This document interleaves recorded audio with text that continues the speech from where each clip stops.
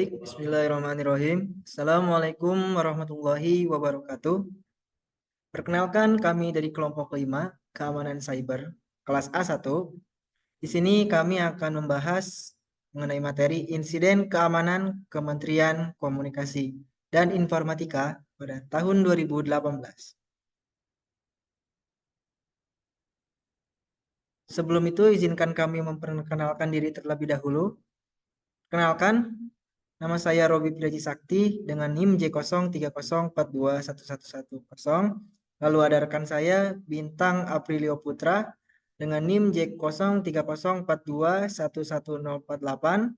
Dan yang terakhir ada rekan saya dengan nama Revanda Arifia, NIM-nya J0304211167.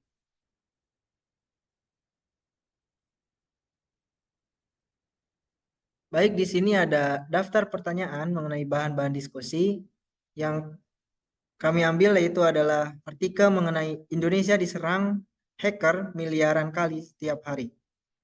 Berikut adalah beberapa pertanyaan, yaitu ada 6. Yang pertama, siapa saja korban serangan tersebut? Lalu yang kedua, teknologi dan alat apa yang digunakan dalam serangan tersebut? Lalu yang ketiga, kapan serangan terjadi dalam jaringan atau jelaskan kronologinya? Yang keempat, siapa atau apa yang menjadi sasaran? Yang kelima, apa motivasi penyerang dalam kasus ini? Atau apa yang ingin mereka capai? Lalu yang terakhir adalah apa akibat atau dampak dari serangan itu?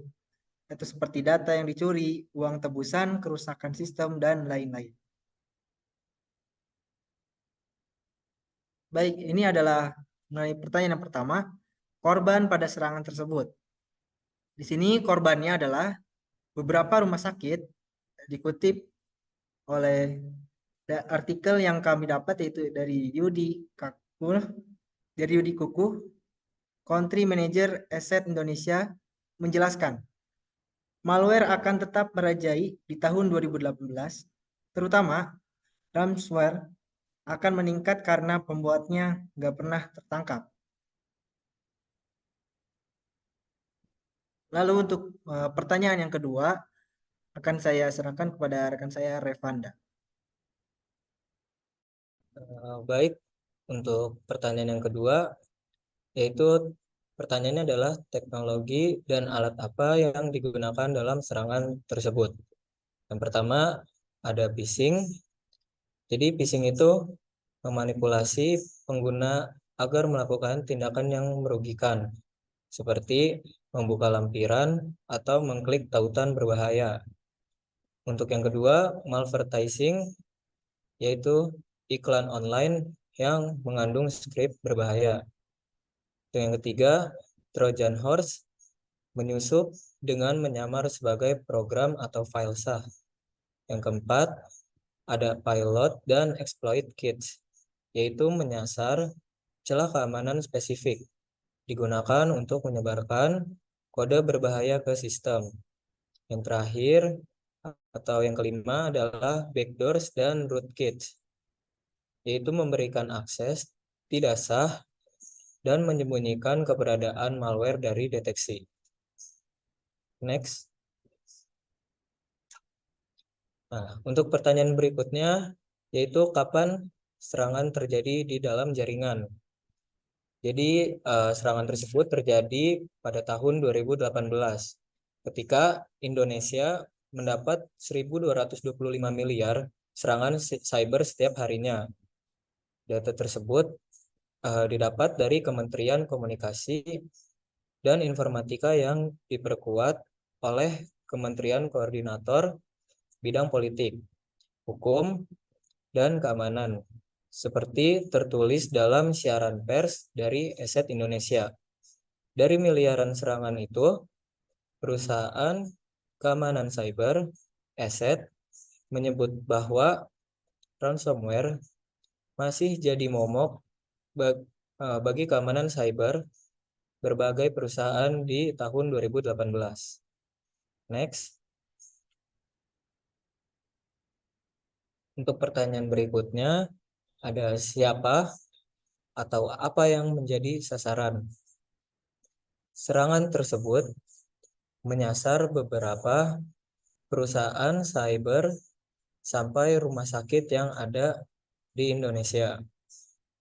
Malware tersebut dapat menyerang berbagai sistem, termasuk sistem operasi Windows, Android, iOS, dan Mac OS, server dan infrastruktur jaringan, aplikasi perangkat lunak, serta perangkat IoT juga menjadi sasaran yang umum. Serangan melalui email dan teknik phishing sering digunakan untuk mengecoh pengguna. Sementara perangkat penyimpanan seperti USB dapat menjadi vektor penyebaran. Malware juga dapat ditujukan pada sistem kritis dan infrastruktur penting. Penting untuk menjaga keamanan dengan memperbarui perangkat lunak, menggunakan solusi keamanan terkini, dan meningkatkan kesadaran pengguna untuk melindungi diri dari ancaman malware. Next. Untuk pertanyaan berikutnya, saya serahkan kepada rekan saya, Bintang. Terima kasih. Untuk yang selanjutnya itu ada motivasi penyerang dalam kasus ini serta apa capaian yang ingin mereka capai. Yang pertama, malware sendiri memiliki ada 4 insiden cyber sendiri yang menggunakan malware dengan tujuan yang beragam. Yang pertama, si penyerang ingin memanfaatkan malware berbentuk virus demi melancarkan serangan DDoS dengan menyebarkan file yang terinfeksi di berbagai situs internet melalui rekayasa sosial. Yang kedua, jenis malware seperti ransomware atau lockscreen. Malware jenis ini menenkripsi data korban, sehingga memaksa korban tersebut untuk membayar tebusan agar mendapatkan password yang nantinya bisa membuka atau mengakses data mereka kembali. Yang ketiga, itu spionase. Dilakukan dengan akses layar komputer, webcam, dan juga keylogger, atau biasa dikenal dengan spyware.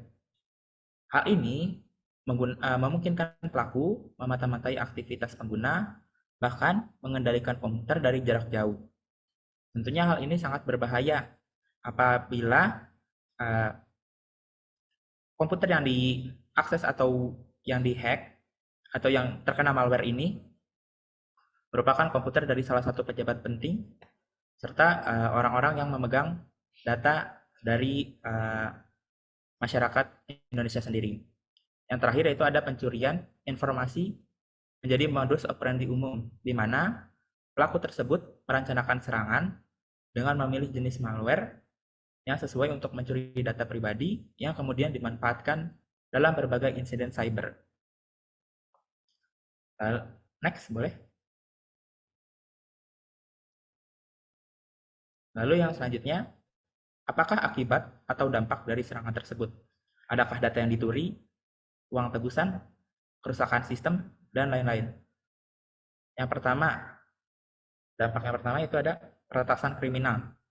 Individu atau kelompok yang menggunakan serangan cyber untuk keuntungan pribadi seperti mencuri uang ataupun data. Dari peretasan kriminal ini kita seperti yang tadi saya sebutkan ada ransomware yang mana datanya dienkripsi serta mereka memaksa si korban tersebut untuk membayar untuk membuka kembali komputer yang telah terkena malware yang mereka berikan. Yang kedua, beberapa negara yang diketahui menggunakan serangan cyber untuk spionase atau mengganggu infrastruktur penting. Seperti yang kita ketahui, spionase sendiri itu merupakan tindakan memata-matai atau mencuri informasi data dari suatu negara. Tentunya hal ini sangat membahayakan sendiri bagi negara tersebut dan menjadi titik kelemahan dari negara tersebut. Yang ketiga itu ada hacktivist. Hacktivist sendiri merupakan sebuah kelompok yang melakukan serangan cyber untuk memproteskan sesuatu ataupun memajukan agenda politik. aktivis ini sering menyerang beberapa website-website dari kementerian yang ada kementerian yang ada di Indonesia sendiri. Untuk tahun 2018 sendiri, Kementerian Kominfo sendiri pernah mendapatkan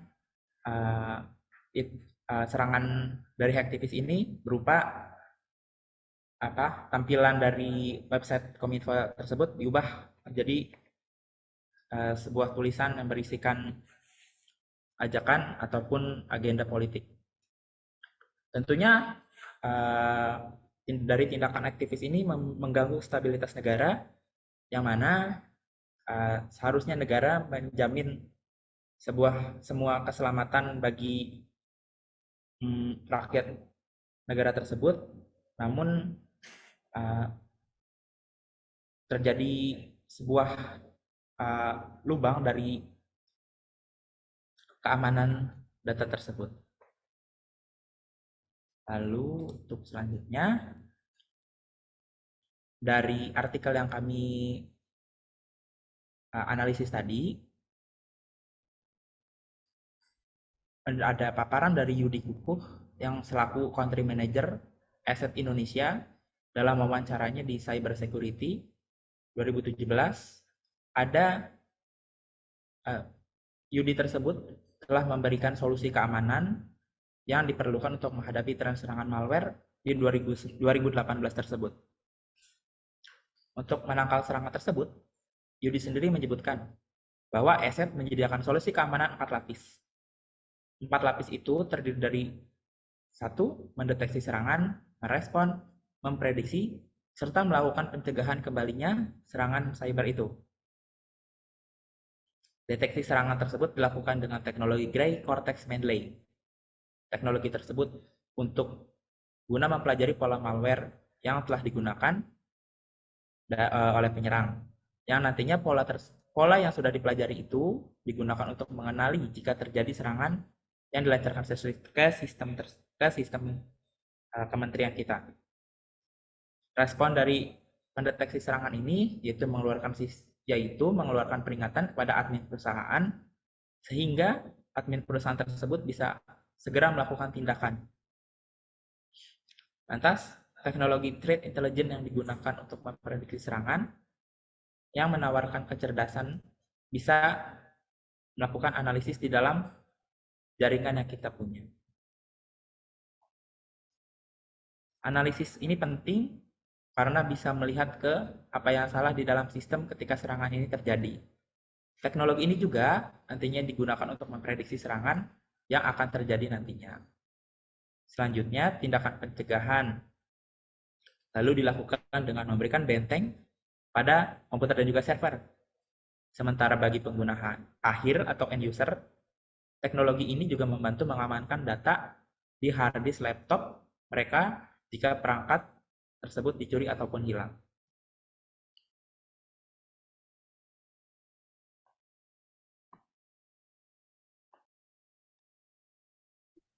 Baik, selanjutnya ini adalah referensi artikel yang kami gunakan.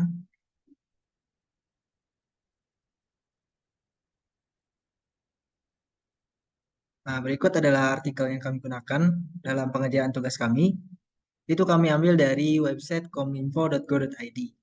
Artikel ini berjudul Indonesia diserang hacker miliaran kali tiap hari. Artikel ini dibuat oleh Ayu Liuliani pada tahun 2018. Dan di sini isinya telah kami rangkum dan kami jawab pertanyaan berdasarkan artikel ini.